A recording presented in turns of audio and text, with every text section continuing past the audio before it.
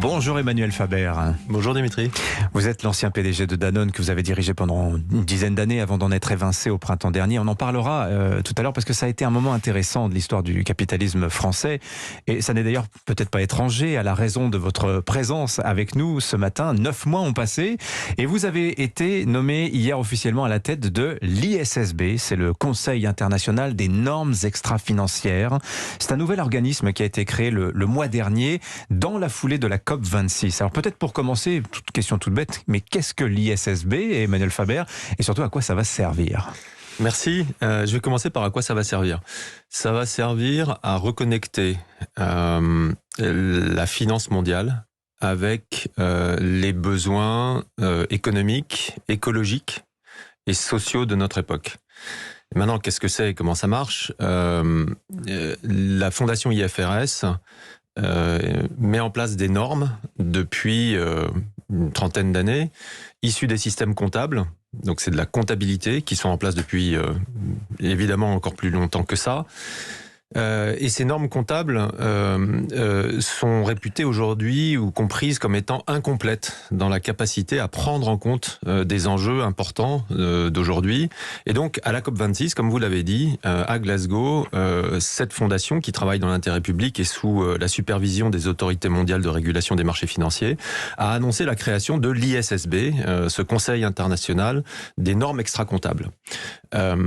Pourquoi c'est important ? Je vais prendre par exemple ces normes extra-comptables, on va parler de climat et on va parler de rentrer dans le logiciel de l'économie, dans le logiciel des normes avec lesquelles les acteurs des marchés financiers travaillent et décident. La norme, c'est le langage, c'est le code source du logiciel des économies, des données climat. Quand il y a 50 ans ou 70 ans, les normes comptables ont été mises en place et elles continuent à être affinées aujourd'hui, mais sont toujours dans le même modèle, on ne connaissait pas les enjeux climatiques. Or, aujourd'hui, le plus grand assureur du monde vous dit un monde à 4 degrés de plus, on ne sait pas l'assurer. Il est inassurable. Ça dit quelque chose, c'est que l'assurance, qui est l'un des fondements de nos systèmes économiques et de nos modes de vie, n'existera plus si c'est le cas. Donc, travailler à éviter que ce soit le cas, c'est un enjeu fondamental pour nos sociétés. Un enjeu complémentaire, les banques centrales aujourd'hui ont rentré le risque climatique dans les données d'évaluation de la stabilité monétaire et donc de leurs décisions, de la façon dont elles refinancent et assurent la liquidité monétaire sur la planète. C'est pour dire que il y a un vrai besoin et que le but de cet organisme-là, de cette entité que j'aurai l'honneur de diriger, c'est de proposer des normes et de mettre en place des normes sur le climat, par exemple, avec un agenda court, puisqu'on parle d'une première norme sur le climat qui serait disponible à la fin de l'année prochaine, de façon à ce qu'on rentre ça véritablement dans le logiciel de l'économie et des marchés financiers mondiaux. Si je dresse le tableau général, le réchauffement climatique est en train de s'accélérer, les impacts sur nos vies et sur l'économie vont être gigantesques. Il faut que les entreprises aujourd'hui introduisent le paramètre climat tout en haut de leurs priorités. Autrement, l'argent qu'elles gagnent aujourd'hui, elles ne pourront pas le générer demain. Et c'est la vie en général qui est menacée si on ne fait pas cela, si on n'impose pas ce nouveau logiciel aux entreprises. Vous pensez, Emmanuel Faber ? En fait, ce que je voudrais dire, c'est qu'il ne s'agit pas de l'imposer. La plupart des grandes entreprises, et j'en connais beaucoup, et de leurs dirigeants, ont déjà ça en tête. La difficulté aujourd'hui, c'est que nous n'avons pas de langage commun pour le définir.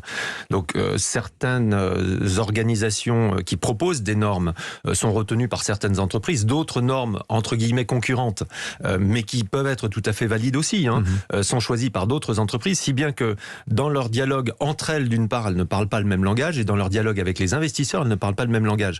C'est pour ça qu'il est très important d'insérer un langage commun, comparable, fiable, pertinent, dans lequel tout le monde se reconnaît.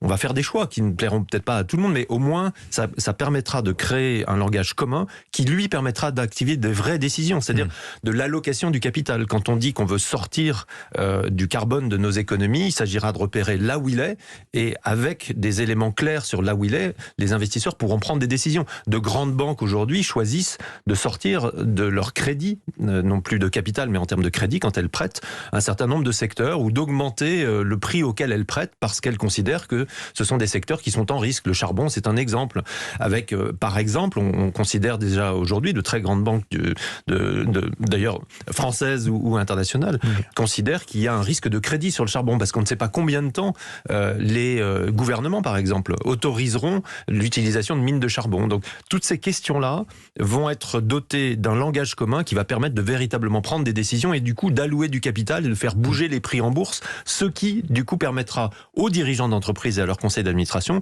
de prendre des décisions éclairées avec leurs investisseurs. Donc l'idée, si j'ai bien compris de l'ISSB, c'est de créer une sorte de langage commun aux entreprises quand elles communiquent dans un langage compréhensible pour le commun des mortels, leurs efforts pour lutter contre le réchauffement climatique. Est-ce que vous pensez que ça va mettre fin au greenwashing? Greenwashing, je rappelle, c'est les initiatives écologiques de façade, de communication, mais derrière laquelle il n'y a pas forcément grand-chose. Et il faut bien le dire, beaucoup de Français pensent que les entreprises font un petit peu semblant d'être écologistes aujourd'hui, Emmanuel Faber. Mais oui, le greenwashing, de nouveau, je l'ai dit, donc je ne vais pas me dédire là-dessus. Le greenwashing paralyse tout le monde, c'est-à-dire qu'il encourage l'inaction. Il ne récompense tellement pas l'action, que vous fassiez ou que vous ne fassiez pas, finalement, ce qui compte, c'est ce que vous dites avec le greenwashing. Donc, il suffit de dépenser un peu plus d'argent et vous avez l'air plus, entre guillemets, vertueux qu'une autre entreprise.